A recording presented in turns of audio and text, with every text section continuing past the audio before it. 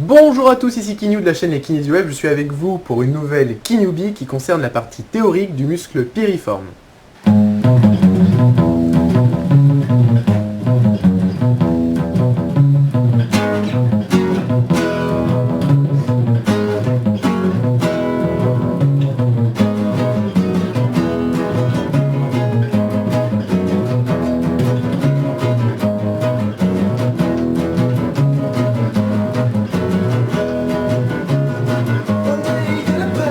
Le muscle piriforme est un muscle profond de la hanche faisant partie de la famille des pelvides trochantériens. Ce sont des muscles qui s'insèrent à la fois sur le pelvis et sur le grand trochanter.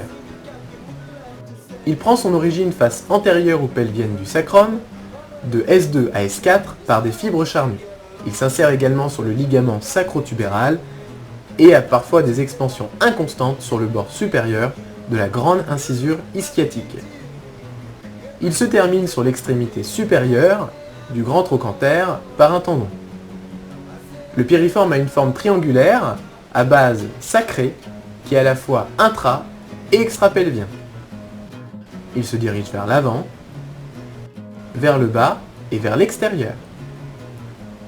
Il passe par le grand foramen ischiatique et le divise en deux foramens. Le foramen suprapiriformien, d'où sortent les artères et veines glutéales supérieures, ainsi que le nerf glutéal supérieur.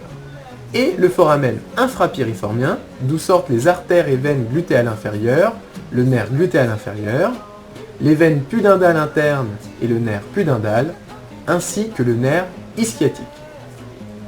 Le nerf ischiatique ou sciatique peut traverser le piriforme, mais le plus souvent, il émerge en bas du piriforme, ce qui a un retentissement nerveux lors d'une contracture ou une inflammation de ce muscle.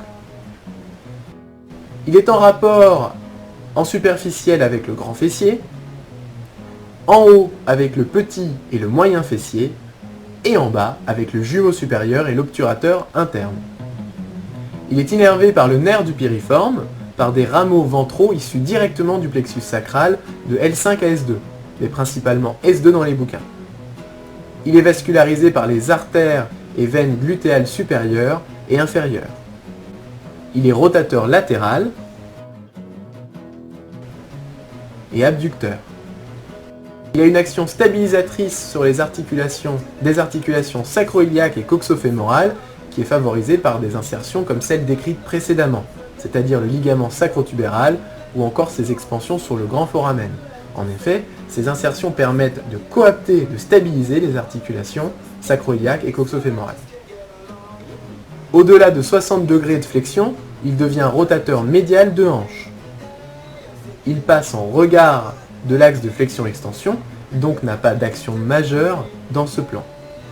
Par contre, dès que nous positionnons la hanche en flexion ou en extension, ou bien l'aile iliaque en anté- et rétroversion, le piriforme tend à ramener le bassin et le fémur en position neutre, comme dans l'exemple. D'où, encore une fois, un rôle de stabilisation du piriforme dans les articulations sacro-iliaques et coxo-fémorales. Voilà, merci de votre attention, j'espère que ça vous a plu. Je vous attends dans la prochaine vidéo qui concerne la partie morphopalpation et les étirements du piriforme. A bientôt!